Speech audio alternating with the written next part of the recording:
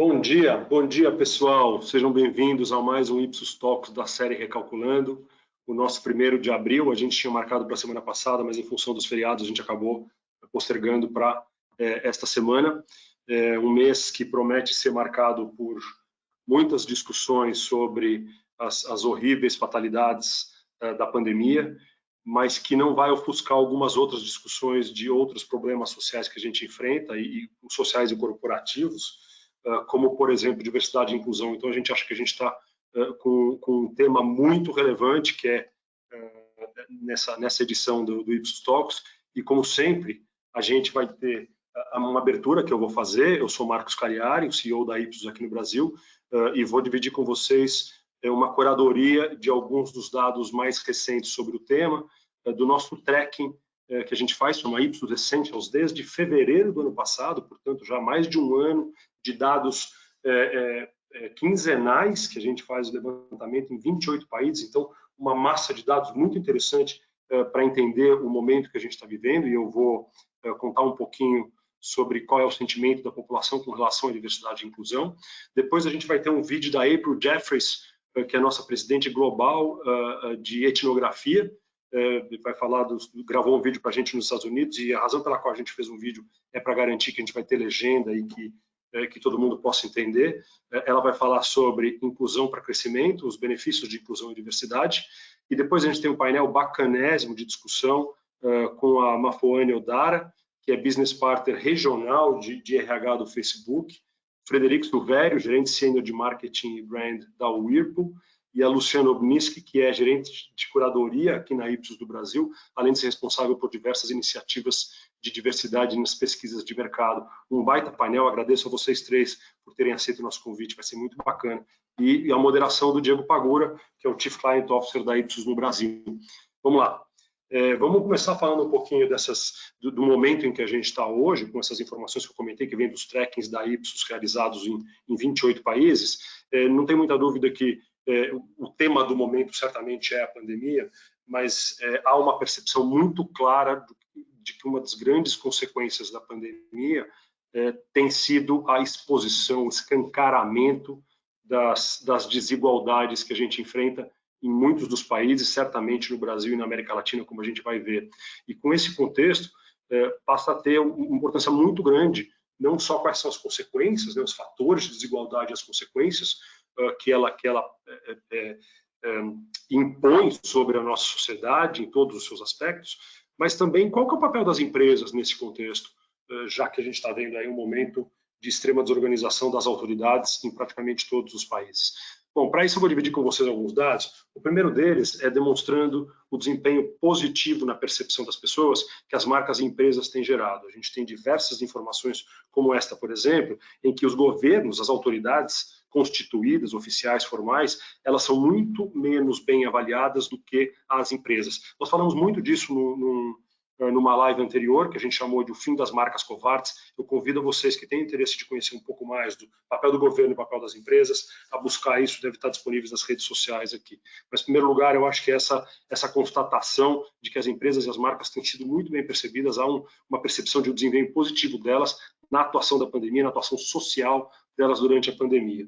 Um outro ponto interessante é que neste momento de extrema vulnerabilidade das populações, há uma percepção de que as pessoas estão muito mais abertas para ajudar as suas comunidades. Se vocês olharem aí entre os 8 primeiros países, 5 são países da América Latina, o Brasil está ali em 6º colocado. Normalmente países em desenvolvimento, como a África do Sul e Índia, também completam esses top 8, vamos dizer assim, em países que percebem uma disposição maior em ajudar as suas comunidades numa situação tão vulnerável que a gente se encontra. Isso acontece principalmente porque as desigualdades elas causam sociedades claramente menos inclusivas. Quer dizer, há uma percepção da seriedade que as desigualdades proporcionam. E se a gente olhar aqui entre as principais desigualdades, né, percebidas pelas populações, a gente vê a desigualdade de renda, a desigualdade de origem, né, de quem está em áreas mais ou menos desenvolvidas, desigualdades educacionais e raciais e étnicas. E se a gente olhar o número do Brasil, que é aquele marcado em laranja na tabela, em todos esses casos, os brasileiros percebem uma incidência maior mais séria dessas desigualdades no Brasil. Quer dizer, claramente nós somos um país que está extremamente marcado pelas desigualdades e de todas as ordens, né, de todos os tipos, como a gente viu aqui. Em especial, e eu queria ressaltar isso, a maior diferença do Brasil para a média dos outros países, dos outros 27 países que a gente estudou, está aqui a desigualdade racial e étnica, e acho que isso não chega a ser mais surpresa para ninguém. E a preocupação maior com essas desigualdades é o que ela causa, e ela causa diferentes níveis de acesso a oportunidades e acesso a serviços. Aqui, por exemplo, a gente, na percepção das pessoas, a gente sondou o que as pessoas acham, quais são as oportunidades e serviços que a desigualdade provoca como carência nos grupos menos favorecidos. E, mais uma vez, elas são maciças em todos os níveis. Elas geram desigualdade no acesso a oportunidades de emprego, no acesso à moradia, no acesso a oportunidades em educação e até em serviços sociais que deveriam ser universais, muitos deles de acordo com a Constituição brasileira. E, mais uma vez, a gente tem ali a população brasileira, ali em laranja, percebendo essas desigualdades como ainda mais intensas no Brasil. E se há um legado muito importante, a gente fala bastante do legado no comportamento de consumo, mas se há um legado muito importante que vai ficar, é que há esse escancaramento das consequências da desigualdade durante a pandemia, ele veio para ficar. Antes havia muita controvérsia o quanto a população brasileira percebia as desigualdades, por exemplo, raciais. E eu acho que isso não tem mais dúvida nenhuma, acho que a população já assimilou essa informação, e esse é um ponto positivo, né? O primeiro passo para a gente atacar um problema é perceber que ele existe. E aqui inclusive, a comparação da realidade com a percepção. No eixo vertical, a gente está falando da percepção de desigualdade, e ele está muito alinhado, em particular nos países da América Latina e no Brasil, com o número real, que é baseado no índice de Gini, que mede a desigualdade econômica. Então, a gente está vendo aqui que a percepção da população está batendo com a realidade, e isso é um primeiro passo para a resolução dos problemas que a gente tem. E uma outra coisa interessante do fator da pandemia é que ela não justifica a postergação do ataque a alguns dos problemas sociais, como, por exemplo, desigualdades. As desigualdades não podem ser resolvidas depois, não dá para esperar o fim da pandemia. Elas também devem ser prioridade agora. E isso é um fator interessante, já que havia muitas vezes a discussão entre o que os países devem priorizar. Esses são problemas, são claros, são expostos, são visíveis e que causam tanto mal para uma sociedade, que eles também devem ser prioridades. Por exemplo, a demanda pela redução da desigualdade salarial entre os gêneros deve ser prioridade agora para 46% dos brasileiros, que é um dos números mais altos. Aqui estamos em sexto lugar, em quinto lugar aqui na lista dos 28 países estudados. Ou seja, não dá para esperar. A pandemia não é um argumento para a gente não atacar esse tipo de desigualdade, esse tipo de problema. E isso fica mais patente quando a gente pergunta para as pessoas também das profissões quais profissões são realizadas mais por homens e mais por mulheres, e quais recebem remuneração muito alta e remuneração muito baixa. E a gente vê que as profissões reconhecidamente mais realizadas mais praticadas por mulheres são as que mais são associadas com baixa remuneração. Então, acho que a gente tem aqui mais uma vez os pontos muito bem ligados nesse processo. Os brasileiros, assim como grande parte da população mundial que eu mostrei, já reconhecem este problema como real e como muito relevante. E acho que talvez essa seja uma grande conclusão para a gente ter, que nas populações, principalmente dos países em desenvolvimento, e o Brasil é uma delas, o progresso social deve ser priorizado sobre o crescimento econômico. Não há mais discussão de que aquela história do bolo ter que crescer antes de ser dividido. A prioridade, o progresso social, que obviamente inclui o ataque às desigualdades de toda ordem, como a gente viu, ele tem que ser priorizado. No caso do Brasil, 64% da população concorda com essa afirmação. É uma diferença enorme. O Brasil está entre os 3 países que mais reconhece que o progresso social é uma necessidade e deveria ser prioridade. A gente já tem claramente essa urgência e essa relevância. A partir daí fica só faltando qual é o perfil do líder, quer dizer, quem é que vai realizar e atacar essa necessidade, essa priorização de progresso social. E a gente perguntou aqui através desse slide, quais são as características que um líder deve ter, importantes nos líderes políticos, de acordo com esse momento que a gente está vivendo. E a primeira delas, e que no caso do Brasil em particular, tem 10 pontos percentuais a mais do que a média global, é colocar a necessidade do país antes da política. Quer dizer, então, estamos carentes e desejosos por políticos que se consigam entender que o país tem necessidades e prioridades urgentes, que não podem esperar e que têm que ser atacadas concomitantemente, né, ao mesmo tempo, do que essa pandemia, que evidentemente adquire uma amplitude muito maior, uma amplificação muito maior. E isso é o que a gente está buscando agora, políticos que consigam perceber que esse é um momento de responsabilidade social e de sensibilização e clareza nas decisões. Com isso, eu acabo a minha introdução e a gente vai colocar o vídeo da April Jeffries e a gente quer muito discutir a partir de agora, em especial chegando no painel, qual é o papel dessa inclusão. Quer dizer, que a gente viu que já há uma percepção de extrema relevância e extrema urgência das desigualdades, em particular a desigualdade racial e étnica, e aí tem um papel enorme, um vácuo que a gente interpreta de poder de atuação enorme que as empresas e marcas estão ocupando. E eu acho que vale a pena a gente discutir um pouco este papel. Eu vou pedir agora para passar o vídeo da April Jeffries falando de inclusão para o crescimento. Obrigado, gente. Eu volto depois para a gente discutir um pouquinho depois do painel. Valeu. Hello, my name is April Jeffries, and we are going to be talking today about the benefits of including everyone in the work that we do and how important that is becoming as we move forward. So let's just start by saying we've all had a bit of a crazy year, right? 2020 was a doozy. But I would argue that sometimes you have to take things as they come. And what we are about to do as we move forward out of this COVID situation is we're going to be living life what I call in a different key. Right? Some things will be the same, but some things will have really changed. We will have had new habits formed. There are things that I'm doing now on a daily basis that I didn't used to do, but I'm going to keep doing them. They're good for me. They're good for me. There's a new appreciation. The times that you are spending with your family, with older loved ones, things that you might not have really realized were as special as they are and that you might have taken for granted. Those are things that are going to stay around, and I think we've all sort of learned how important those kind of relationships are. But what we're going to talk about today is that I think there has been a new sense of responsibility. Before COVID, there were a lot of things that were bubbling up underneath the surface, and it was coming to the forefront that we didn't even know was happening until after this COVID situation happened. It wasn't just COVID, it was just a lot of things that happened one on top of the other that caused us to take a new look at responsibility. We saw some wrongs that we cannot now unsee, some things that are just inequalities that exist in our various societies. And it's kind of gotten to a point where no one's willing to do that anymore. So let's talk about how that is playing out now in our lives as business people and in our personal lives as well. You will see that companies are increasingly thinking about their roles in society. Again, once they've seen some of these inequities, they can't unsee it either, right? And companies have taken on a different role. They have become the places that we may even trust a little bit more than our governments or about even our media. And companies can come into certain problems with a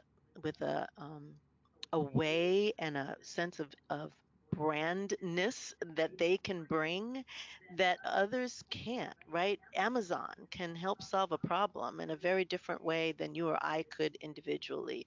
And we're going to talk a little bit as we go through this about some of what the other companies have done to address their version of unfairness and inequity and social justice. It's very different than the old days when we used to talk about the social responsibility of businesses just to make money. It has become bigger than that.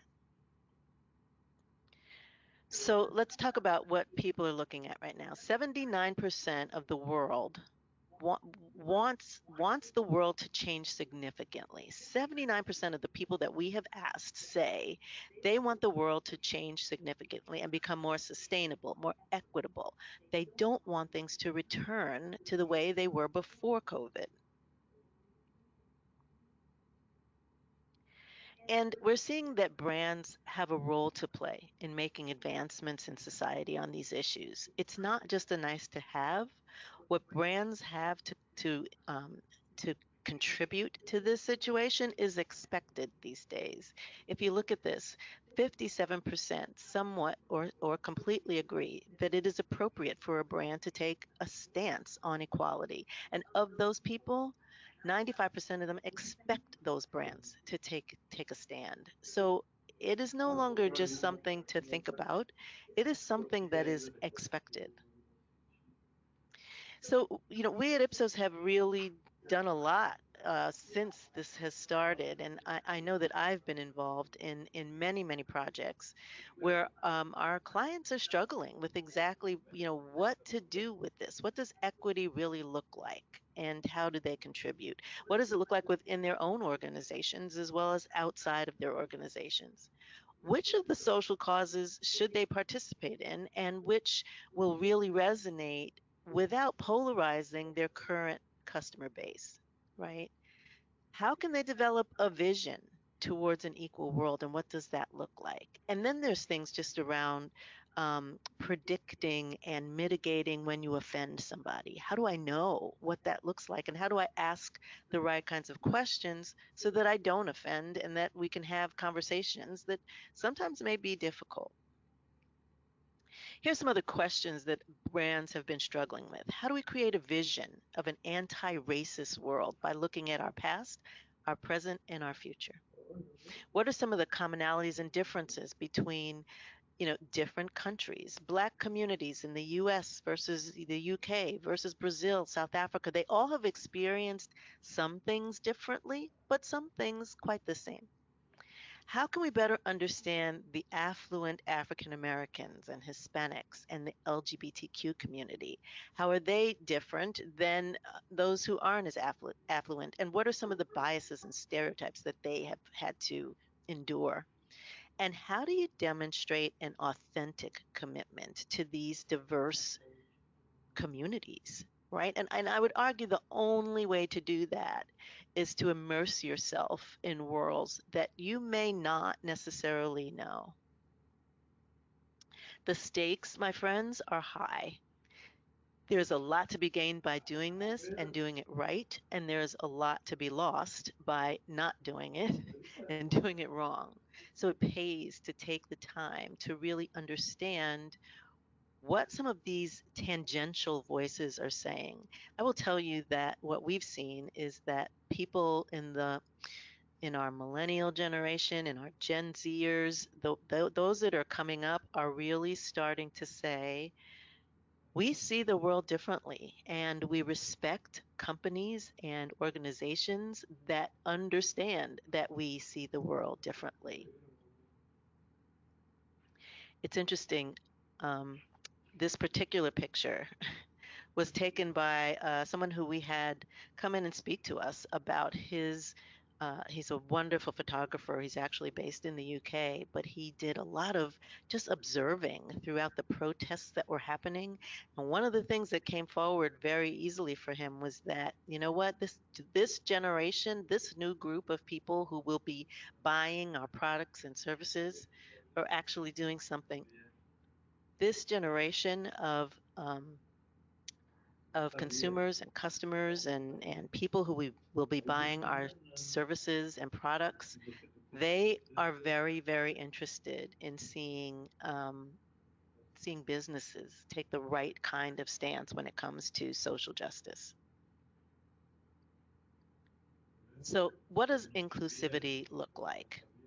Well, we've kind of broken this up, and this is this framework that we look at when we're dealing with clients around how to best do that. There's some base levels which are about representation, and then to get even better at it, you might look at how authentic you are in what you're saying. Then there's some insights, and then there's some advocacy as we move up this funnel as to what you might do when it comes to being inclusive. So in terms of representation, do you have advertising that includes a broad representation of people? So, if all you see when they look at your company picture of all your wonderful employees, if it's all white, that's a problem. When they look at your ads, if it's all one type of person, that's a problem. Authenticity comes next. So let's say that's the table stakes or the representation part. Then the question becomes, are you authentically representing these people? Let's not, fall on stereotypes. When we start to include others, that's just as much damaging as it is to not include them at all. Insights, is it built on strategies that are driven by an insight into these communities? So how do we go in and really understand what is it that the affluent Hispanic person is dealing with? What are some of their needs that are specific to that group? And then lastly, to take it to the top is to really do some active advocating for a group of people.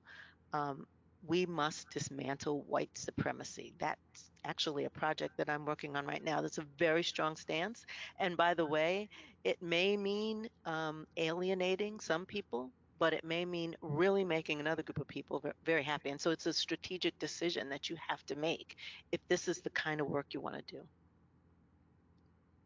So, what do brands do? Where should you focus your energy? Well, I would argue the best way to figure this out is to start with yourselves, right? Let's look back at what you've done and who you are, because again, that's where the whole authenticity piece will start to make sense to you.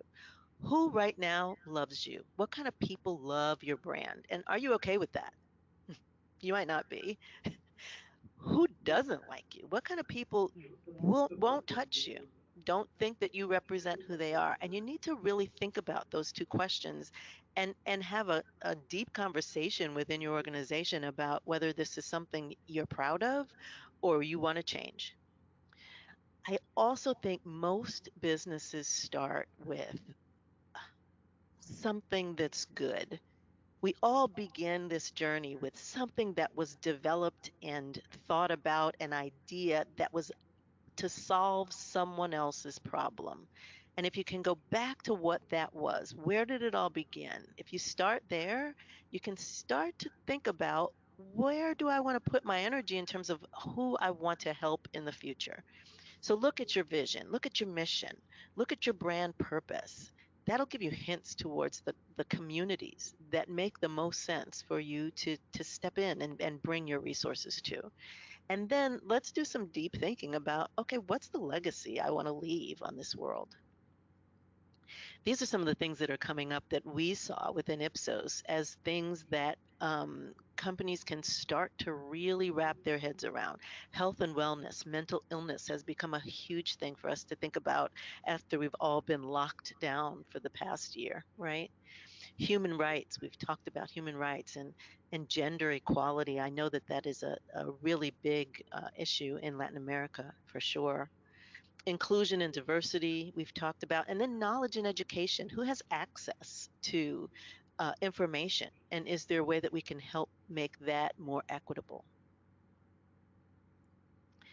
The other things you need to start thinking about is you should start to reevaluate then, once you've decided on the group of people you want to look at, who exactly are you listening to in your research? And do you know? Are there ways of looking at your internal organization that might lead you to where you need some help? Are there diverse people in your leadership, and can they represent and at least ask the right questions for you to be able to do this authentically, as we talked about? And then the question is, can you really have that fruitful discussion? So let's listen to the right people. Let's make sure we have the people in our organization that can guide us and at least point us in the right direction. And that includes your board, by the way. And then once you've got that, how do you have that discussion? Where does the empathy come from? And all those things are things that need to be considered strategically as you approach this. Culture adds a whole nother level of what those things are, right? Culture defined here is it's shared social values that will drive your individual behavior.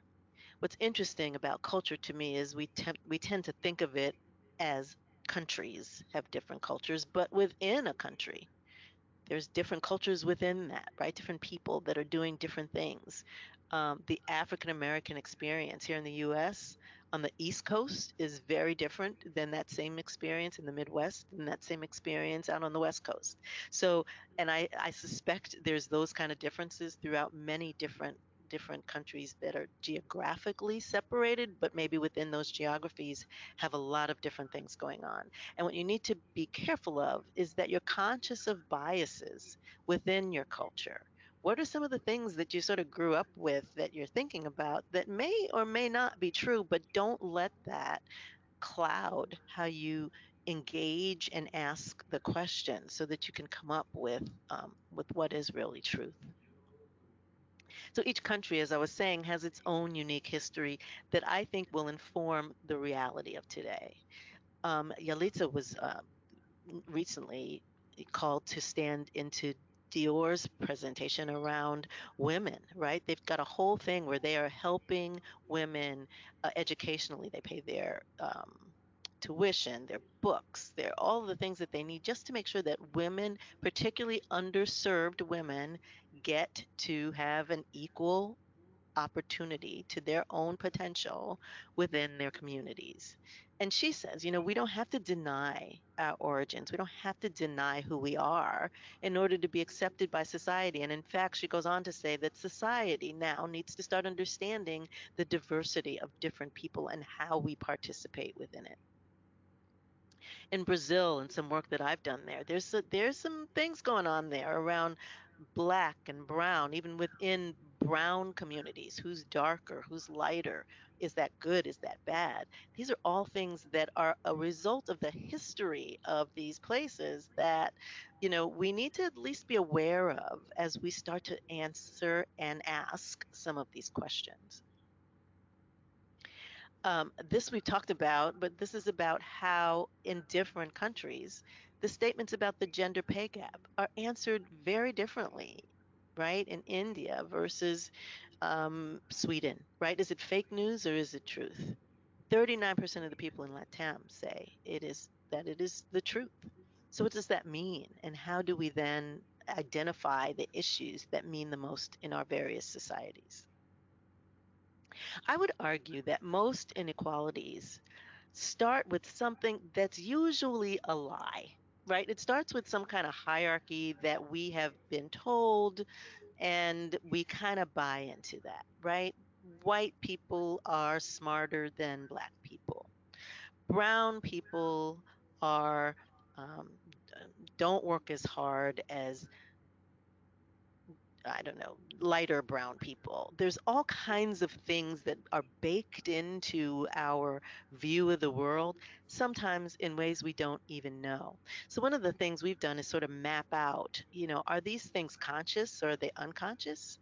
And are they built into systems, which were done very deliberately in some cases not so deliberately, but still systems? Or are they behavioral? Are they things that we do that sometimes again are very conscious, sometimes not so much? It's our when I look at some of the diversity on the leadership of several companies, I don't believe that anyone went into that saying we're not going to have any women on in our leadership team. I don't think that's what was said. I think what happens is there's these subconscious things that happen. I think there you hire your friends, you hire people that you know, people that you've worked with. You may not listen to a woman as much as as you would listen to a man. There's things like that that happen that then, when you look at it, when it's all said and done, you've got no women on your leadership team. That's a problem. So, how do we start to address these various quadrants? And again, each of these will lead to a different solution if you really think about it. Here's a great example. How do we ask the question in our research? And I brought this up because I was recently part of a committee where we were trying to make sure that we were really inclusive as to how we asked certain questions. And it was just very interesting to me because at one point there was a time where all you had to do would be to ask, are you white, Black, or other? Right? Now, look at all the things we have to ask. And whoever answers those questions will answer that with a sense of pride as to who they are, and will have a different response, perhaps, to some of the things that we're trying to get at. I love this one around pronouns, right? Used to be he and her. Now you've got to include all kinds of pronouns for people in order to not offend anyone. And in fact, this one that says other, I'm going to change because nobody likes to be called the other. Which of these best describes your sexual orientation? Once again, gay or straight used to be the answers. Now there's fluid, there's pansexual, there's questioning or unsure, there's heterosexual for sure was part of it before, and then there's this idea of self-identifying. So we need to see how we ask the question, and it has changed and it will continue to change. And I think the companies who are on top of that will be the ones who can gain the most from being able to do this right. So who are you talking to? So first of all, who are you asking the questions of? And then you've got to figure out who are you talking to. I use this example of Chevrolet because they actually spend a lot of time understanding women and what are some of the questions that women ask when they are buying a car, right? It's not necessarily the same questions that a man asks, but by the way, it's not necessarily the questions that you might think. So how do you talk to women in a way that is not talking down, that makes them equal, and that really understands the things that are important to them when they are buying a car? And relative to other auto brands during this period of time, Chevy saw one of the largest increases in truck sales to women during this period, which is interesting because there was an ingoing assumption that women weren't that interested in buying trucks, right? Also, that ad that they did was one of the highest scoring of the year. So it does play out in your business, and there is an ROI to all of this that I'm talking about. Who are you listening to? So this was an example in the US where it's interesting to me how sometimes one story can lead to a big change, right? We had a situation here where a man by the name of George Floyd was killed on camera right in front of our faces, which was, I think, the other thing that happened. People were out because of the pandemic. They were seeing things that they had not seen before. And here we had someone who filmed this man literally being killed right in front of our faces. It was also in the context of some political chaos that was going on at the time, as well as we all know, this deadly pandemic that we all were sort of questioning and trying to get through. We had a financial service company, MasterCard in particular, came to us and asked, hey, guys, we are committed to dismantling racial inequities in the marketplace and in the workplace. And we've been working with them very closely as to how they might do that. In that work, I found this so interesting, and I want to end my discussion on this note because what it showed me is the importance of being able to do this. We went in for MasterCard and we did some ethnography work, and in it we talked to people of different races in different countries, and specifically we spoke to a young Black girl, and she was the first person in her family to go to college. She had big dreams. She wanted to be a neurosurgeon, right?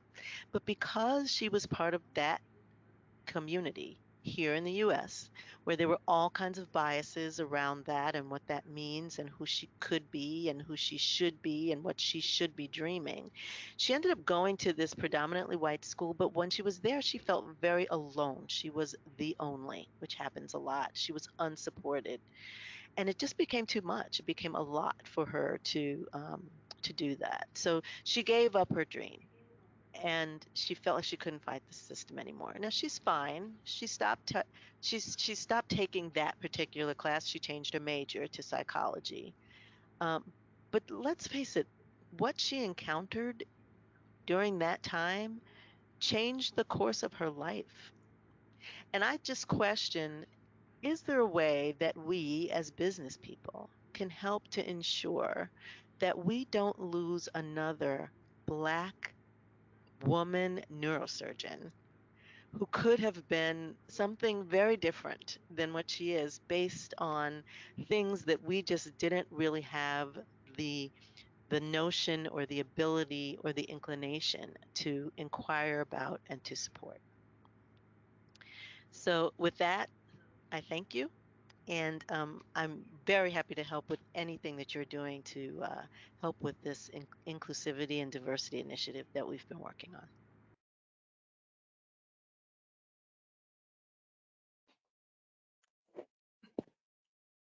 Obrigado, Eipio.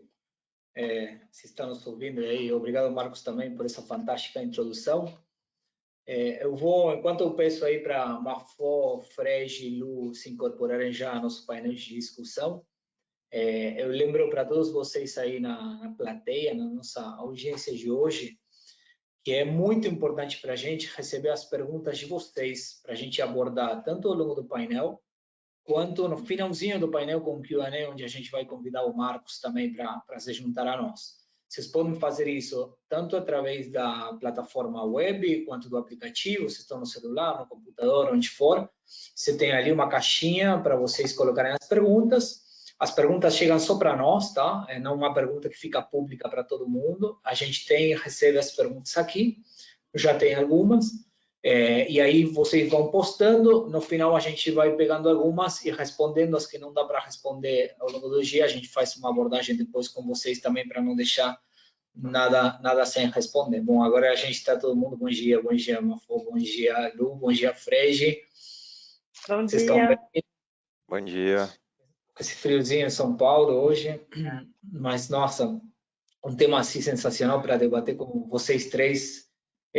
Eu acho que ninguém pode se auto-reconhecer fera no assunto, né? Porque a gente ainda tem muito para caminhar, mas para mim será um grande prazer, já tendo conhecido vocês em algumas conversas anteriores, trazer esse tema para debate e também para a plateia que está acompanhando, né? Tem algumas coisas aí só para eu introduzir que me chamaram muito a atenção, bom, sem falar da introdução do Marcos, que assim retrata claramente uma situação bem assim crítica, tanto no mundo, mas no Brasil especificamente, né, em relação à inclusão e diversidade. A April também colocava algumas coisas que nos fazem também bastante refletir em o quanto a população está disposta a ver mudanças em relação a isso, né, e o quanto as pessoas se esperam também, muitas vezes, de outros tomando iniciativa, né, principalmente às vezes as empresas, para esses pontos aparecerem, né, se resolverem. E aí eu falo, né, tem uma questão aí do famoso say do gap muitas vezes, porque a disposição está, mas é preciso ter um comportamento ativo, né, nesse sentido. E a gente tem, eu acho que um papel muito importante para fazer nós como pessoas essa mudança acontecer, mas também a gente amplificar essa mudança através de um papel de liderança que a gente tem nas nossas empresas, né? Todos vocês têm um papel em relação a isso. Então, eu queria começar escutando de vocês um pouquinho o que vocês têm trabalhado ultimamente, como que vocês se enxergam inclusão, diversidade dentro das suas empresas. Aí eu queria escutar um pouquinho dos três para abrir esse debate. Pode começar quem estiver à vontade, eu não vou orientar aqui ninguém para começar, então manda bala aí, eu queria escutar um pouquinho.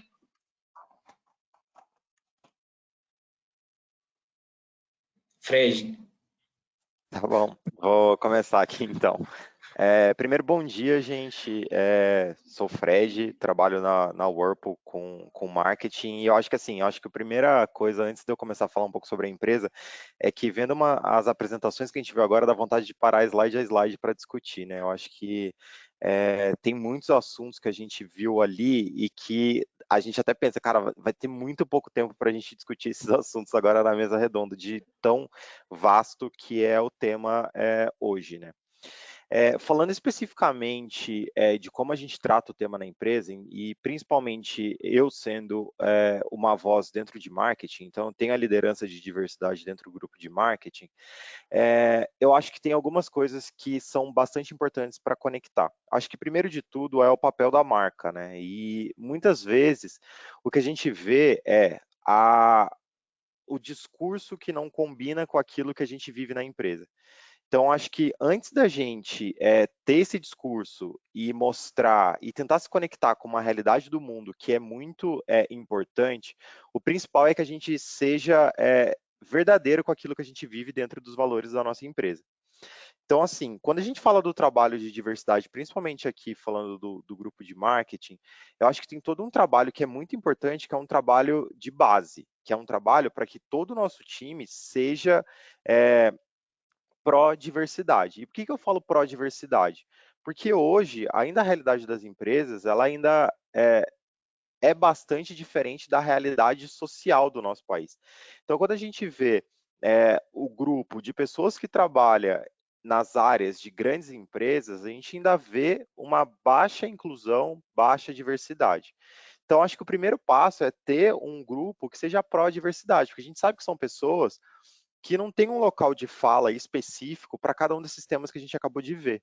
Então, o principal tema que a gente trabalha hoje, eu sou uma liderança LGBTQIA+, dentro da empresa, mas eu não tenho local de fala para falar de outras coisas. Então, a primeira coisa que a gente faz é um trabalho bastante de base para que todo mundo entenda fundamentos básicos, para que todo mundo seja conectado com esses pontos e todo mundo entenda o que está acontecendo, para daí sim a gente partir. E eu acho que ter uma área pró-diversidade, ela passa também por um processo em que as pessoas entendendo a diversidade como ela deve ser trabalhada, aí sim a gente pode falar sobre a inclusão de pessoas nesse ambiente, porque também não adianta eu trazer uma diversidade para um ambiente que não está preparado para isso. A gente precisa garantir que o ambiente seja pró essa diversidade, porque senão a gente vai estar colocando pessoas num ambiente que não vai ser bom para elas. Então, também existe um trabalho para educar essas pessoas que hoje estão dentro da empresa em níveis de que a gente consiga, por exemplo, ter processos seletivos que a gente busque mais diversidade. Então, hoje, por exemplo, a gente trabalha com muitas empresas que são grupos de recrutamento que recrutam grupos de diversas formas, né? A gente não vai só para o recrutamento tradicional. E por que isso? Porque a gente também precisa entender que a maioria dos grupos que hoje são minoria dentro da empresa, e eles já são grande parte da sociedade, inclusive maior parte da sociedade, se a gente fala do Brasil, hoje são grupos que não têm acesso a várias coisas. Então, a gente precisa entender que para ter um grupo pró-diversidade, a gente também precisa entender que a gente precisa garantir que essas pessoas tenham acesso e que a gente consiga desenvolver elas, e ainda assim, a gente conseguir garantir que os requisitos do processo seletivo não seja para a gente contratar um estagiário com requisitos de um CEO, que é muito do que a gente vê nos dias de hoje.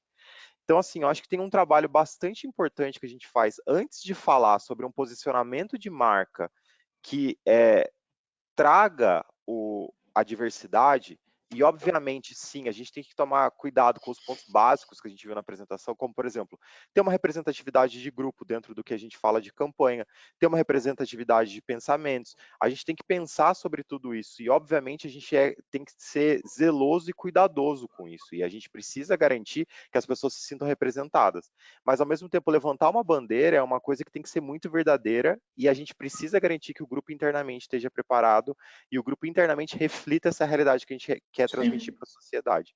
Então, acho que esse é um grande desafio que a gente tem hoje em termos de preparar uma área, preparar uma empresa, que hoje a gente sabe que as empresas ainda estão se adaptando e entendendo a real necessidade social de cada uma delas no mundo como um todo.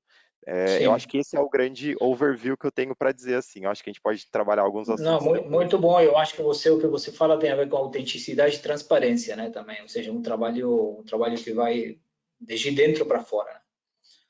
Meninas?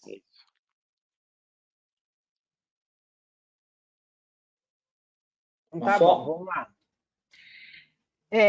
Bom, primeiro queria agradecer Diego, Sandra, Marcos, pelo presente. Eu acho que quando a April fala sobre os novos hábitos, né? E o fato da gente poder agora aproximar o mundo dessa forma que a gente está, tem possibilitado encontros incríveis. Então, que bom estar aqui com o Frederico e com a Luciana. Bom, gente, eu acho que eu vou seguir na linha do Frederico, eu não vou me repetir, porque eu acho que o Frederico trouxe pontos importantes, mas eu queria fazer uma reflexão sobre um outro pilar que está estruturado nesse lugar que o Frederico trouxe, né, de construir coerência. A maior parte das empresas, elas constroem um caminho contrário ao que ela deveria fazer para, de fato, viver a diversidade. A gente costuma dizer que a gente precisa primeiro ser, fazer para depois dizer. E o que as empresas fazem? Primeiro elas dizem, elas não fazem e elas não são. Então, o caminho que você falou, Diego, ele é de fora para dentro. E ele vem, e não é à toa, né? Tem uma questão da pressão social que a April bem colocou, que, assim, se você não se mostra desse jeito, você, não é que agora é uma coisa legal a ser feita, né? Um nice to have, como ela bem disse. É uma coisa que não vai ser possível você crescer se você não fizer. Então, você precisa mostrar. Mas como você não é, começa esse processo de incoerência. A grande discussão que eu queria trazer aqui tá bom, a April trouxe questões importantíssimas, né? Então, até anotei algumas que tem a ver com como é que você pesquisa, como é que você fala sobre esse tema, como é que você abre espaço para essa discussão acontecer, para que ela deixe de ser um tema e comece a ser um jeito de olhar para o mundo. Como é que você lida com como é que você lida com o viés inconsciente? Como é que você reconhece essas questões? Mas a grande discussão é o seguinte, toda vez que a gente faz esse processo, a gente chega na página 2. Ok, somos um país desigual. Marcos trouxe super bem, né? Vivemos um processo absolutamente de desigualdade, que não foi a pandemia que trouxe, mas ela escancarou um problema que já estava colocado. E aí? O que a gente faz? Por que as coisas não mudam? Assim, tem milhares de pesquisas que mostram que quanto mais diversidade de gênero, você aumenta em aproximadamente 15% da lucratividade, diversidade racial 35%. Então, assim, não é uma questão econômica, não é uma questão racional, não é isso que faz as empresas mudarem, não é isso que faz as coisas se transformarem. E aí é que está o problema, porque quando a gente traz isso, a gente fala assim, nossa, é verdade, né? O mundo é injusto, né? O mundo é muito desigual. E o que a gente faz? E aí, a discussão que eu queria trazer é por que as coisas não mudam. As coisas não mudam porque a gente olha o problema na superfície. E eu acho que essa é a grande transformação, olhando para como o Facebook pensa a transformação e impacto social, a grande transformação das relações está em olhar para os problemas que são os modelos mentais e as estruturas. Então, por que a gente tem que falar disso? Porque senão, o que acontece? Eu vou falar assim, bom, a gente precisa de 50% de mulheres em todos os níveis hierárquicos, no mínimo 30% de negros, e aí eu vou fazer o seguinte, então tá, o próximo processo seletivo a gente vai colocar só negros, que é uma coisa importante, inclusive, para a gente resolver um problema histórico, né? Então, assim, as ações afirmativas são fundamentais. Ok, daqui a 6 meses eu vou continuar tendo problema. E daqui a 1 ano eu vou continuar tendo problema, porque eu resolvi a superfície. O resultado de um processo estrutural é a desigualdade nas posições, é a desigualdade salarial, é todos aqueles dados que o Marco já apresentou. Então, se eu não consigo transformar a estrutura, isso é momentâneo. Então, o que a gente precisa pensar? Tem 4 níveis de conversa que precisam acontecer para que a gente, de fato, transforme a estrutura. Porque se a gente transformar a estrutura, a gente transforma os resultados. Então, só que ninguém quer fazer isso. Porque isso dói, porque isso é difícil, porque isso é um processo de longo prazo. Ninguém consegue transformar a cultura em 1 ano. Então, assim, é um projeto de 10, 20, 30 anos. Então, não é uma coisa que você vai resolver. As ações afirmativas não são um problema que você vai resolver em 1 ano. E é isso que as pessoas ficam... A gente, agora, no meio da pandemia, então, que a gente está com esse sentimento de imediatismo, de transformação, agora, então, a gente está ainda mais angustiado e ansioso para encontrar soluções que nunca foram construídas como soluções de fato estratégicas. Então, a transformação começa por você ampliar a consciência das pessoas, e quando você amplia a consciência, eu queria pegar um ponto que o Frederico trouxe, que é ampliar a consciência, é entender que lugar você ocupa. Quando a gente começou, eu vou contar aquela história, posso, Diego? Do que aconteceu aqui? Pode. Eu vou contar. Se você não contar, eu ia contar. Então tá bom. Eu vou contar porque acho que isso é um exemplo do que a gente está falando na prática. Quando a gente começou a conversar sobre esse seminário, a gente teve uma conversa anterior, e aí a gente soube que a April ia vir, ia falar em inglês, não sei o quê. Eu falei assim, nossa, que legal, ela vai falar inglês, vai trazer dados incríveis, né? E como é que a gente vai fazer com quem não fala inglês? Aí a conversa foi, não, mas todos os nossos clientes, eles falam inglês. Aí eu falei, então, mas a grande discussão aqui não é quem fala inglês, a questão é qual é a mensagem que vocês querem entregar.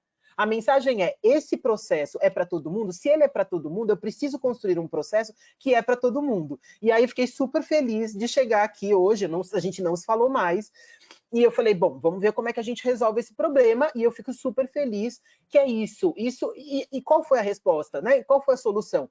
Faz uma gravação, coloca a legenda e você constrói um processo que é para todo mundo. Não importa se a gente fala em inglês, importa qual é a mensagem. Isso é transformação da estrutura. É você começar o processo pensando as coisas diferentes. Então, ampliação de consciência é você saber que lugar você ocupa. Porque não importa se você fala em inglês, importa qual é o privilégio, como é que você usa o seu privilégio para fazer as transformações que tem que acontecer. Ponto 1.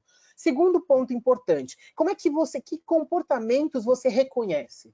Porque tá bom, a gente fala que diversidade é importante, mas no final das contas, né, Frederico?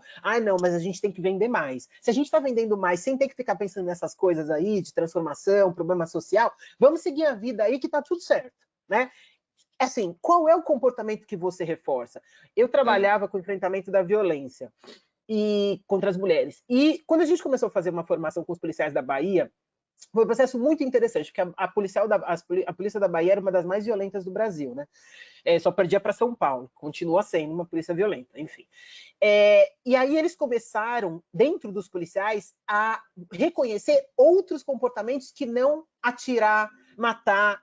Isso mudou o jeito das pessoas se comunicarem. Então, começaram a reconhecer quando eles levavam os turistas de volta para os hotéis, porque eles estavam perdidos, quando eles achavam... E quando você começa a reconhecer outras coisas, você começa a estimular que as pessoas automatizem processos que não foram automatizados. Segundo ponto. Terceiro ponto importante é entender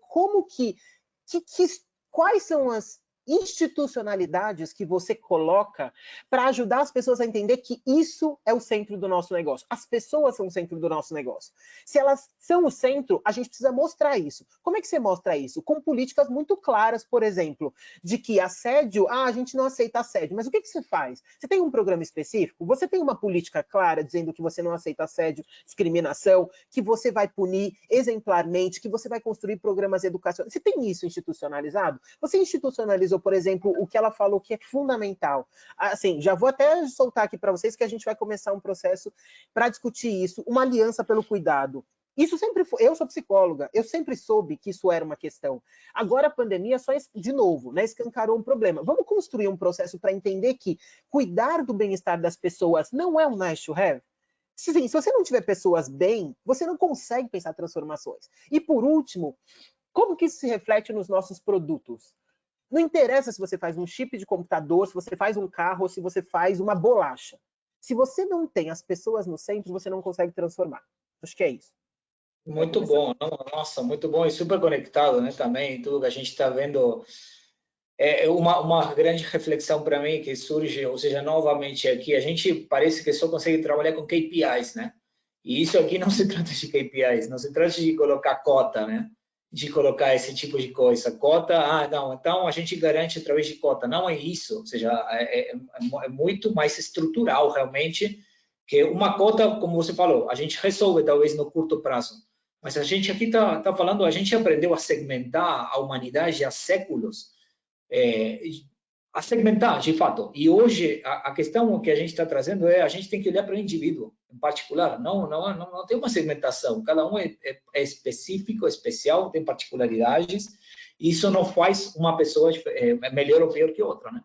No final das contas, mas eu quero só dizer que eu não estou dizendo que KPIs não são importantes. A gente precisa. Não dá para olhar, né? Só no curto. Exato, não é só isso. Tem que olhar isso no curto prazo, mas precisa ter o curto prazo para olhar para o longo prazo. Mas é isso. Perfeito. Concordo. Aí, pegando um gancho, dois ganchos aqui, que vocês falaram da responsabilidade e da questão de não interessa o produto, uma foto falando também. o produto que a gente faz. Aí eu queria perguntar um pouquinho para a Lu, eu sei algumas coisas, né, também, obviamente, trabalhando na Ipsos, mas aí a Lu tem liderado algumas iniciativas, porque eu acho que assim, a gente faz pesquisa, as nossas pesquisas sempre falam, a gente fala da questão de representatividade, né, e coisas assim. E o conceito antigo de representatividade, né, é sexoplacidade, né, essas coisas. E eu acho que a gente, como pesquisador, e a April trouxe isso, sai aqui, a gente tem uma responsabilidade de trazer para os nossos clientes uma visão, na verdade, assim, completa. Não é questão de representatividade. Aí, Lu, conta um pouquinho, o que a gente está trabalhando nesse sentido. Bom, queria falar algumas coisas. Primeiro, eu queria agradecer por vocês dois terem aceito para fazer parte desse nosso painel, que eu acho que ele é importantíssimo. Eu não vou nem, enfim, reforçar nada do que foi dito aqui, porque foi muito bem dito pela Maflane e pelo Federico, mas eu queria trazer um ponto só que eu acho que todo mundo trouxe, que eu acho que é o mais importante, é o que tem nos guiado aqui na Ipsos, e que é o exercício constante de você desfazer viés consciente. Então, eu acho que é isso, assim, um pouco do que a Maflane está falando é que a gente não vai conseguir desfazer isso se a gente não entender que isso faz parte do nosso dia a dia. E aí eu acho que é um pouco disso que guia as ações que a gente tem aqui na Ipsos. Eu queria... a gente tem uma iniciativa específica, eu sou da área qualitativa, a gente tem uma iniciativa específica na nossa área qualitativa que chama Colorindo o Espectro, que é, de fato, esse convite aos clientes para entender que a gente tem capacidade de ajudar a expandir o espectro que é ouvido na pesquisa. E a gente convida, então, que os nossos clientes aceitem essa nossa capacidade de mapear grupos menores que precisam estar incluídos nas amostras das pesquisas. E aí, eu não preciso nem explicar, enfim, o porquê que isso deveria acontecer. E aí é um pouco esse nosso caminho, esse nosso exercício de garantir que a gente esteja incluindo cada vez mais pessoas diversas, e no mais amplo senso dessa palavra, para que a gente consiga garantir, como a Maflane disse, como o Frederico disse, que lá na frente os produtos que serão feitos a partir dessas pesquisas também contemplem mais pessoas. Se a gente não conseguir trazer isso aqui na pontinha, que é onde a gente consegue atuar, depois fica mais difícil mesmo a gente garantir que lá na frente. Então um pouco do que a Maflane fala também é isso, né? A gente tem que entender que essa linha, essa cadeia, né, do desenvolvimento do produto, ela tem que ser, a diversidade tem que ser contemplada nela como um todo. E a gente entende o nosso papel como instituto de pesquisa e a importância que tem da gente garantir que isso está acontecendo desde o começo, como parceiros dos nossos clientes que somos. Então, eu acho que tem um pouco essa vontade, esse exercício é algo que guia muito o nosso dia a dia e acho que vem guiando cada vez mais, e é por isso que eu acho que iniciativas nesse sentido são tão importantes. E aí queria também citar uma experiência pessoal, porque eu acho que isso também faz diferença, que é ter a April como uma referência dentro da empresa. Então, isso também eu acho que é, assim, quando a gente fala disso, assim, que não é só cota, que não é... Representatividade é isso, assim, é quando você tem uma líder que cuida dessa causa, que garante que essa informação está sendo passada de forma tão extensa, tão robusta quanto a April faz na Ipsos, você garante que esse pensamento vai se desdobrando em outras coisas, inclusive nessa iniciativa que eu lidero aqui no Brasil, mas que é em grande parte... ela é inspirada, né, pelo trabalho da April, pelo trabalho que a Ipsos faz de forma, de novo, contundente e ao longo do tempo, né? Isso não é uma coisa que é específica, isso é uma coisa que vai gerando outras ações e aí ao longo do tempo a gente vai conseguindo, então, criar ações que são mais afirmativas, que são mais robustas e que trazem mais resultado para toda a cadeia. Não, acho que eu queria só conectar com esse ponto da Luciana, porque eu acho que tem um ponto super importante que a Maflane trouxe muito bem, que é essa questão dos vieses, né? E quando a gente fala do viés inconsciente que a gente tem, é toda essa construção que a gente teve como sociedade de coisas que hoje são tão naturais que a gente siga esse caminho, que a gente nem repensa as nossas atitudes. E eu acho que o grande trabalho, quando a gente começa a falar de diversidade e inclusão, ele está em vieses, porque eu acho que a partir daí a gente começa a entender a nossa posição, o que a gente teve de privilégio desde que a gente nasceu, aonde a gente teve dificuldades, eu acho que cada um passa pelas suas, mas eu acho que, de qualquer forma, os vieses são aquilo que a gente traz de mais natural na nossa criação e na nossa cultura, que é onde a gente precisa, de fato, repensar. Porque é aí que estão os grandes pontos dessa história como um todo. E eu acho que a gente aqui dentro fez um trabalho muito grande, não só em repensar, e a gente começa a pensar sobre coisas muito cotidianas. A gente fez um trabalho grande sobre vieses inconscientes, a gente continua fazendo esse trabalho, mas eu acho que assim, quando a gente repensa frases que a gente usa no dia a dia, coisas que a gente não sabe nem a criação histórica de onde veio aquela frase. Quantas coisas vieram de coisas muito ruins da nossa sociedade? Então, assim, a gente usa frases no dia a dia que remetem à inferiorização da mulher, que a gente se remete ao período da escravidão, em que a gente trazia frases horríveis que a gente traz até hoje. Então, assim, são expressões populares que isso já reflete um pouco da nossa sociedade. Então, acho que isso é um trabalho que a gente precisa fazer constantemente. E aí, conectando especificamente o ponto da pesquisa e com o viés, eu acho que tem um ponto bastante importante, que é assim, trabalho com linha branca, né? Então, assim, geladeira, fogão, máquina de lavar. Por quantos anos as nossas pesquisas foram só mulheres? Então, assim, a gente tinha um grupo, e aqui eu trabalhava com vocês. Por quantos anos a gente fez pesquisa só com mulheres? E assim, cara, por que a gente fazia isso? E era uma coisa tão inconsciente, tão motriz, que a gente parou para repensar isso há poucos anos, e agora nosso grupo é mais amplo, a gente entende que existe tudo que, mas assim, eu acho que tem uma questão específica que é não somente aqui, principalmente a gente dá uma posição para a mulher na sociedade que está arraigada nisso. Então, acho que a gente tem uma questão forte, que não é nem a questão de não ter outros grupos na pesquisa, mas sim por que a escolha daquele grupo e como aquilo era um viés muito grande da parte nossa, do Instituto, tudo que a gente precisava repensar de fato. Então, eu acho que assim, a gente tem um papel da gente repensar cada coisa que a gente faz no dia a dia, porque só aí a gente começa a mudar estruturalmente o nosso pensamento para a gente conseguir mudar o que é a sociedade. Eu concordo super com a Mafone, assim, quando ela diz que, cara, as ações afirmativas, elas são de curto prazo. A gente trabalha com KPI no curto prazo porque é a forma mais rápida e ágil que a gente tem para causar uma mudança minimamente estrutural na empresa, para que a gente comece a ter pessoas diversas na empresa e a gente consiga crescer esse bolo. Mas, se a gente não começar a repensar as nossas atitudes enquanto cidadão, e a empresa tem um papel muito importante em ajudar os seus colaboradores a repensar o papel como cidadão, não somente como funcionário, se a gente não faz isso, a gente não muda estruturalmente. Então, acho que assim, a gente tem os dois pontos, eu acho que eu queria muito reforçar que o KPI a curto prazo ele é super importante para a gente criar uma base que a gente consiga crescer e fazer esse bolo crescer e as pessoas cada vez mais tenham a percepção de o quanto a gente precisa mover. Então, eu queria só conectar com esse ponto da Luciana, porque assim, cara, a gente tem um exemplo dentro de casa aqui, que é tipo, cara, há poucos anos a gente só fazia pesquisa, por exemplo, de linha branca com mulheres. Então, assim, vieses. Então, acho que é um ponto super importante para ser discutido e eu acho que é o pontapé inicial. Sim, não, eu acho que é um bom ponto, voltando à questão de KPIs e cotas, né, que eu falava, só para não ser mal interpretado. O ponto é assim, eu acho que o fato da gente ter que colocar esses KPIs, essas cotas, elas mostram o quanto a gente está distante de não ter o viés. Ou seja, a gente precisa disso hoje para começar, pelo menos, dar uma chacoalhada na cabeça nossa, em todas as decisões que a gente vai tomando, porque existe o viés, eu concordo com vocês, é super.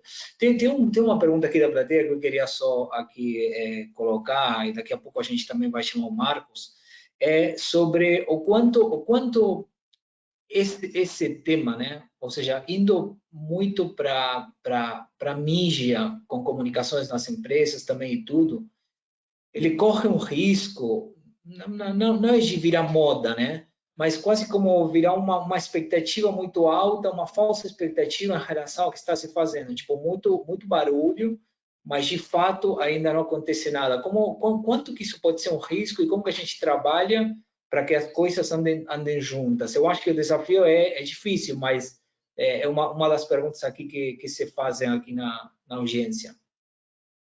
Posso responder? Não importa. Não me importa se é por oportunidade ou por oportunismo. De verdade, não me importa. Sabe por quê? Porque no final, quem vem por oportunismo vai levar um tombo, mas um tombo... Porque assim, não é que a gente vive num momento em que não tem internet. O que você faz aparece. Então, assim, e a gente não precisa, eu não preciso dar exemplos, vocês sabem, os exemplos que apareceram recentemente. Vamos uma empresa super inclusiva, aí faz um processo, aí você olha a foto e gente, não é possível. O que acontece que as pessoas não conseguem ver a coisa óbvia, o óbvio tá ali. E aí você põe a foto e fala, nossa, olha como inclusivo nós somos, todo mundo é branco. Então, assim, se você não importa. Aí, o que acontece? Nesses processos, as empresas... E outra, né? Você pode pegar... E eu falo, porque eu conversei muito com a Cris.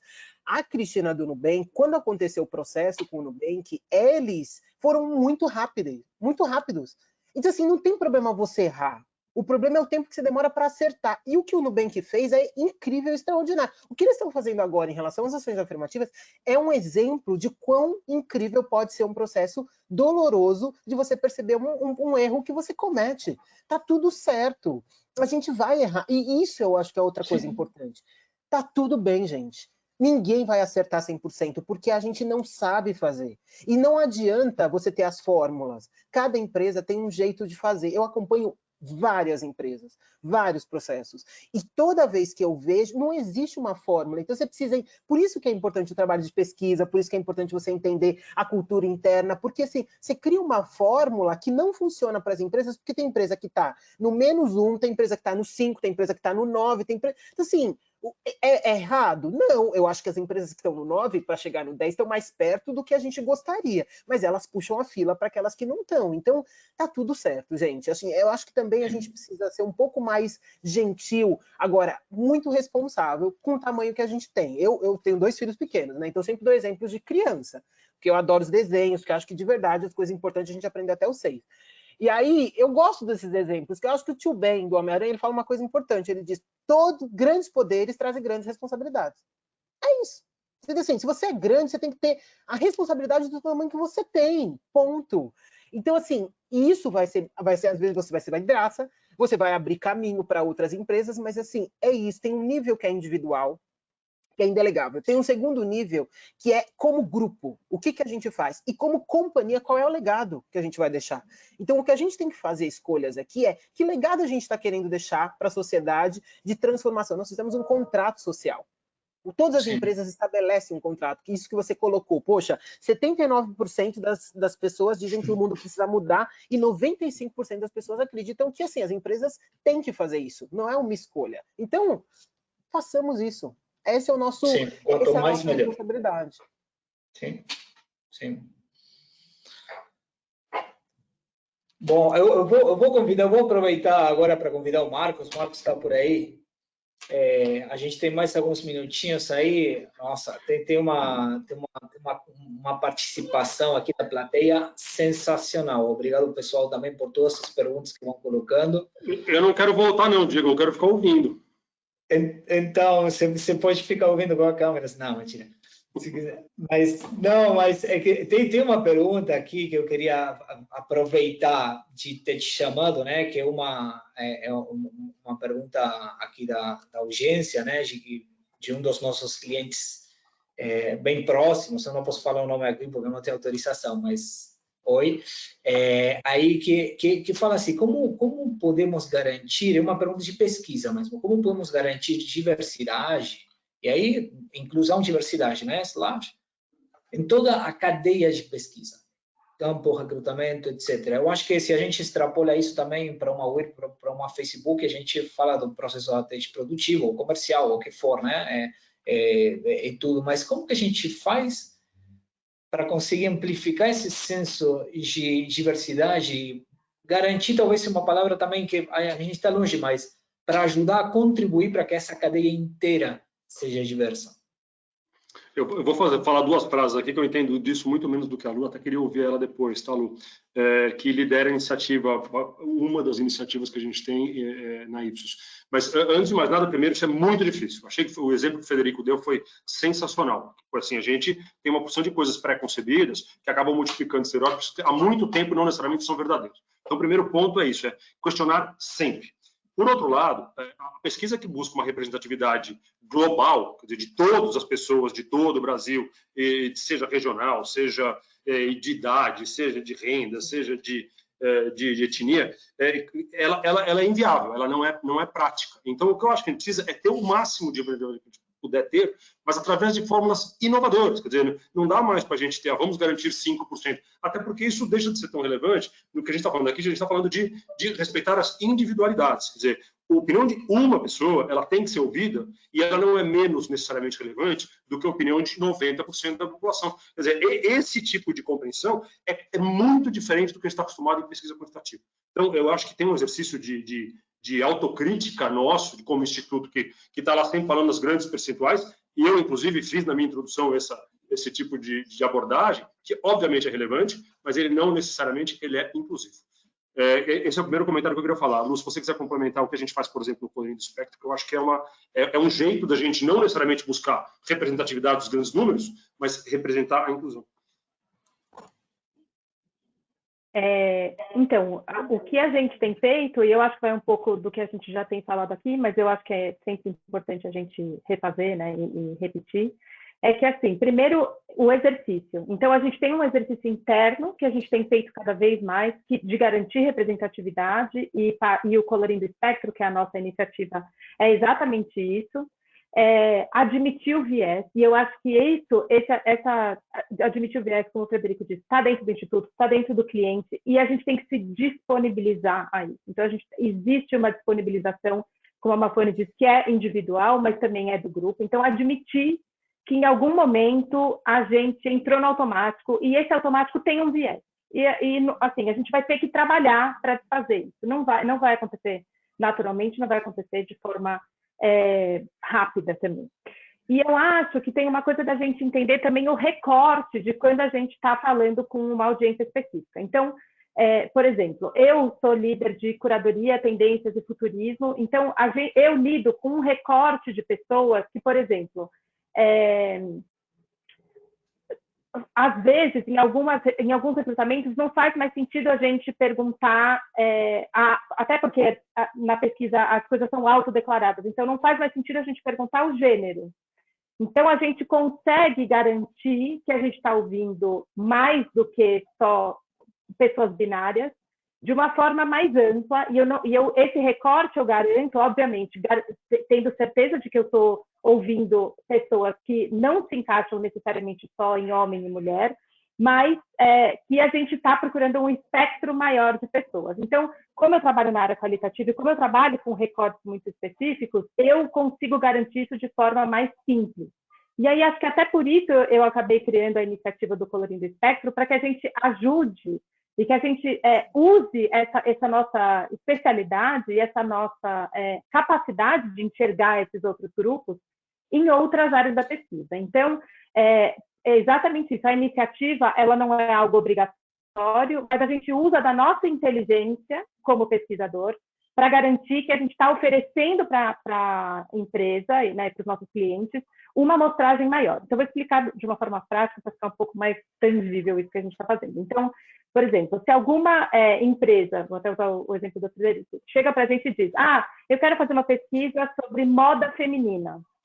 E ele diz para a gente quer conversar com mulheres de 18 a 45. A gente vai devolver e vai dizer, ótimo, vamos ouvir mulheres de 18 a 45, mas vamos ouvir também homens, mulheres trans, homens heterossexuais e homossexuais, para que a gente consiga garantir todo o espectro de pessoas que contra roupas femininas.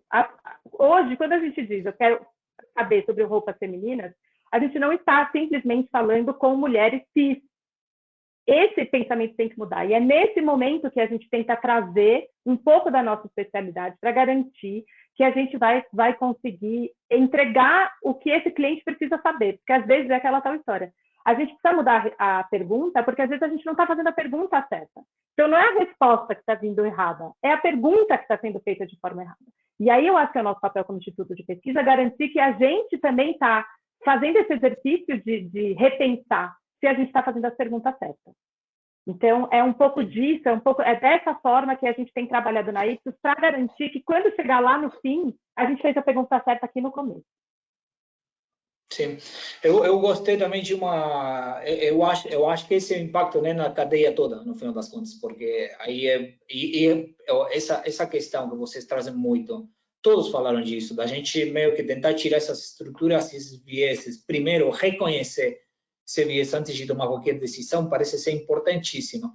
Eu tinha na cabeça também, em relação a isso da cadeia e tudo, uma coisa que o Frege, inclusive eu tinha comentado numa conversa por fora que a gente tinha tido, em relação a como também os grupos que trabalham na diversidade dentro da empresa funcionam, que, por exemplo, na Whirlpool ele comentava que tem, dentro de cada área, né, tem os grupos, e tem um grupo cross, mas não é só um grupo cross, porque o grupo cross ele pensa uma estratégia mais macro, mas você tem pessoas responsabilizadas dentro de cada área, né, e aqui, por exemplo, a Lu, no caso da Ipsos também é isso, dentro de uma área, dentro de cada área para garantir a ação, né? Eu acho que o ponto da ação, e aí, retomando o ponto que a gente estava falando, ele é bastante importante. Então, hoje, eu acho que a gente tem estruturas, como a Mafone trouxe, de que a gente tem os grupos dentro da empresa, e os grupos de diversidade, eles são muito importantes, uma vez que a gente consegue trazer os temas e abordar em diversos fóruns, educar, trazer o assunto para o cerne da empresa, né? E aí eu retomo muito isso, que as pessoas são o centro da organização, e são dentro da organização as pessoas são o centro, e fora da organização tudo que a gente entrega deveria ser focado nas pessoas. Então, assim, as pessoas são o centro independente do que a gente está falando, de fora para dentro ou de dentro para fora. E eu acho que tem um ponto bastante importante nisso da ação, que foi coisas que a gente foi aprendendo, né? Que eu acho que tem um ponto da Mafone que a gente discutiu bastante, que é essa questão do curto prazo, do longo prazo, mas principalmente na mudança estrutural. Uma vez que a gente tinha grupos de diversidade, que o tema a gente conseguia trazer para dentro da empresa, como que a gente conseguia transformar aquilo em ações de fato estruturadas para que as áreas pudessem receber não somente a informação, mas que se propusessem a mudar. Eu acho que esse era o grande ponto do primeiro passo que a gente precisa dar. Então, assim, não somente a informação, obviamente a informação é muito importante, ela é 90% do processo, porque a autorreflexão e a reflexão que a gente consegue um com o outro e tendo discussões, ela é muito importante, é ela que começa a gerar o ponteiro de fato, porque uma vez que a gente não discute, a gente não muda nada. Mas os grupos de ação, principalmente eu aqui, no meu caso, eu represento isso dentro do marketing, de como a gente consegue criar ações estruturais para que a gente faça mudanças no nosso próprio time e que o nosso time consiga abraçar toda essa diversidade, ou seja, ter inclusão. Então, por exemplo, né, quando a gente fala muito desses temas de grupos de diversidade, a gente precisa recrutar essas pessoas. E aí eu reforço um ponto que eu trouxe no começo, que é como recruto essas pessoas? Como que eu trago elas para dentro da empresa? Como que eu crio um ambiente em que a gente sabe que na nossa sociedade hoje existe a desigualdade, como a gente já reforçou várias vezes aqui, e essa desigualdade ela se reflete principalmente nos grupos que a gente chama de minoritários, mas que não necessariamente são minoritários, eles já são maioritários na nossa sociedade.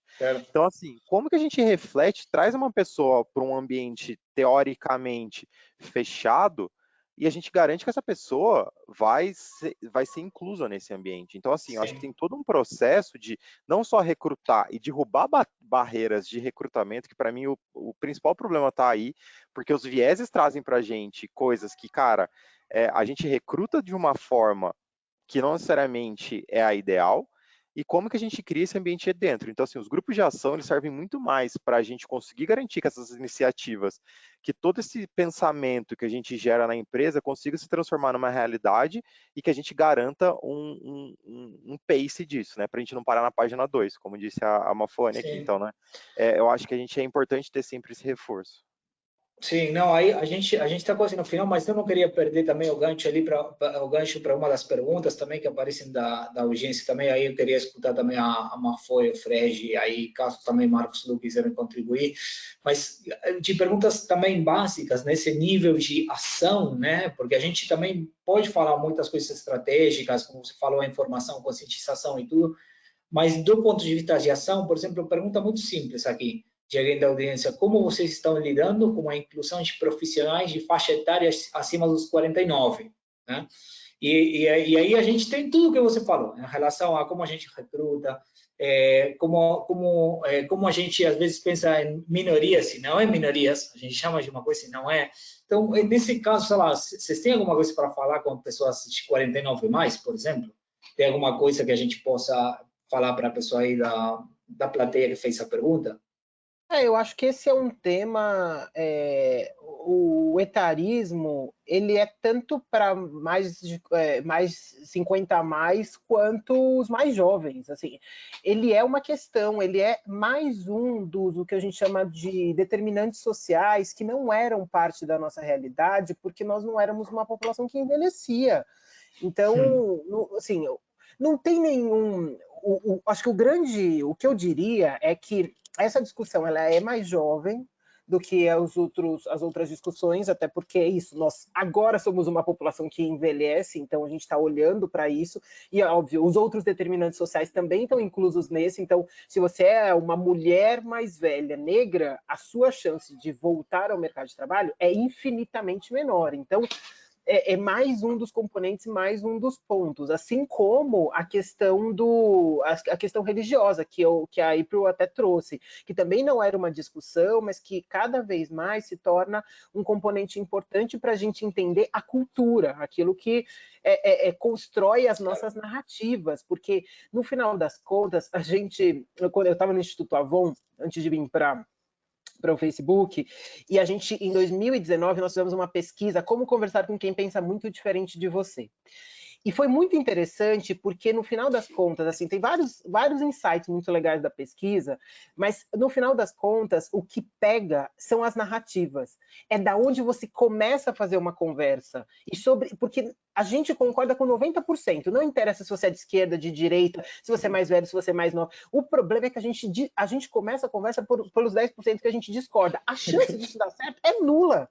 Então, assim, o que faz a gente conseguir construir consensos para ajudar a elevar o nível da conversa? Porque você pode entrar numa discussão aqui, eu acho que assim, a gente está aqui muito claro de que a página 2, para mim, são as ações afirmativas. Assim, não importa o que você acha, o que você deixa de achar, ações afirmativas são uma realidade e necessitam ser uma prática das empresas. Ponto. Você gosta ou não gosta, enfim, não quero nem discutir isso. A gente não vai contratar mulher porque as mulheres engravidam. Eu falo, bom, assim, se a gente está nesse nível de discussão, a gente está ainda no -2. Eu falo, gente, você jura mesmo que a discussão aqui de contratação de mulheres é porque as mulheres engravidam, elas tiram licença maternidade? Esse é o nível da conversa que você está? Então, peraí, vamos voltar no -5. Então, assim, se essa é a conversa, o problema está muito atrás. Então, vamos falar do que a gente concorda aqui e quais são as coisas. Então, pensando nas empresas que já passaram desse estágio, que já chegaram numa discussão que é de fato estrutural, né,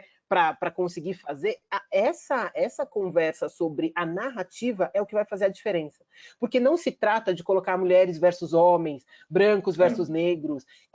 Isso é a armadilha que a gente cai. Então, o exercício de discutir o etarismo é conseguir trazer aquilo que você colocou, Diego, sobre o que a gente ganha. Para de dizer... Assim, a gente tem que parar com essa discussão de falar assim, não, o que a gente perde porque essas pessoas... Gente, o que a gente ganha tendo pessoas mais velhas? O que a gente ganha tendo mais representatividade? Nem a diversidade, porque esse negócio do tokenismo, né? Aí tem uma mulher na diretoria, um negro, resolvemos o nosso problema. É representatividade. Representatividade. São 50% de mulheres, 52%. 54% de negros. É isso que a gente tem que ter na empresa. Assim, isso é que a gente tem que buscar.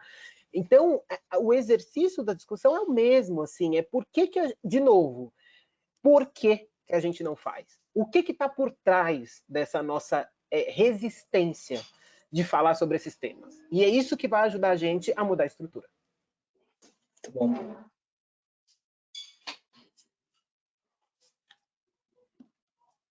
Eu acho que assim, não, isso que eu ia falar, porque assim, eu acho que, cara, assim, eu não tenho muito a acrescentar, eu acho que o que a Mafone trouxe é a realidade, então, acho que assim, você até tinha direcionado a pergunta pra gente, mas eu acho que os pontos dela são muito claros e é exatamente isso, é o que a gente precisa buscar, trabalhar e garantir, né, eu acho que a palavra da vez é representatividade e não somente a gente fazer ações que param na página 2, basicamente é isso. Muito bom. Muito bom. Pessoal, assim, o tempo voou. Você tinha razão também. É um tema assim que a gente poderia ficar, não sei, debatendo, pensando, refletindo. É muito rico, né? A gente sente um tema que enriquece muito a gente na discussão. Então, eu queria agradecer vocês, Mafô, Fred, pela participação, Lu, como sempre, também ali. Um prazer te ter. E agradecer às pessoas também que participaram hoje. Tem muita pergunta ainda, a gente vai pegar, talvez até dividir alguma com vocês também, para ter opinião e a gente poder responder para a plateia também. Tem muita pergunta mesmo. Então, para mim foi um prazer e eu queria só deixar agora ao Marcos também as últimas palavras para encerrar o talk de hoje. Um prazer, senhores. Muito bom. Enorme talks nosso hoje, enorme. Frederico, Luciana, Mafuani, que delícia que foi isso, com essa intensidade e com essa transparência e tão verdadeiro papo. Não tem dúvida que isso é da agenda, e o que eu acho, o que eu espero é que essa conversa nossa de hoje tenha servido para incentivar o ponto mais importante, que é falar do tema. O que a gente não pode é fugir. Não tem problema a gente errar. Mafuani deu um exemplo muito bom de um caso que tomou proporções que poderiam até servir como para assustar a discussão. Eu não posso falar disso porque eu piso na linha errada ou eu ofendo alguém sem nenhuma intenção, e isso vai jogar contra mim. E isso poderia ser uma razão muito forte para evitar o tema. E o que eu acho que talvez seja a coisa mais importante, precisamos falar do tema. Não tem problema voltar para a página 2, desde que a gente evolua para a página 1. Ou para a página 3, para a página 4 e assim por diante. Não tem problema errar. Então, eu acho que isso é uma característica perigosa, e daí a história do cancelamento, que a gente aqui não tocou, mas eu acho que é extremamente indesejável nesse sentido. O que a gente tem que fazer é construir essa jornada juntos. Quando algo que merece crítica, que merece reparação, que assim seja. Mas ela tem que voltar para a evolução da página. E esse, eu acho que foi a grande intenção desse Talks, e eu tenho certeza que a gente atingiu. Para a gente, pelo menos, foi uma enorme aula. Mais uma vez, Mafuani, Frederico, Luciana, muito, muito, muito obrigado mesmo. Um dos melhores papos que a gente teve aqui, com uma enorme intensidade, como provam as perguntas. Depois a gente vai dividir com vocês essa lição de casa, viu, gente? Tem uma lição de casa, a gente sempre responde. Sempre tem mais perguntas do que a gente pode, a gente responde. Mas é tão bacana contar com as opiniões extremamente abalizadas de vocês. Mais uma vez, muito obrigado. Obrigado, Diego, também pela condução aí, como sempre. E eu queria só confirmar que a gente tem hoje, a gente juntou todos os nossos talks, e eu não sei quantos foram, mas deve ter uns 30, realmente eu já perdi a conta. Mas a gente tem no nosso site, ipsos.com, lá dentro a gente tem links para todos os nossos talks atualizados, inclusive esse. Então fiquem à vontade de fazer as referências, que vale a pena a gente voltar e discutir. E o próximo nosso Ipsos Talk será no dia 28 de abril, vamos falar de inteligência artificial, mais um dos temas muito bacanas. Mas antes disso, no dia 14, semana que vem, quarta-feira, a gente tem o Most Influential Brand, o maior evento que a Ipsos faz anualmente, e um evento muito interessante que certamente materializa grande parte das discussões que a gente teve aqui. O quanto as marcas são influentes também representam o quanto elas são diversas, o quanto elas são inclusivas, entre diversas outras coisas, como a gente vai ver. Então, de novo, 14 de abril, às 9 horas da manhã, Most Influential Brand, a gente vai fazer e vai discutir bastante, entre outros, este e outros temas também. Muito obrigado a todos. Até quarta-feira. Valeu. Obrigado. Obrigado, gente. Obrigadão. Valeu, gente. Obrigado. Obrigada.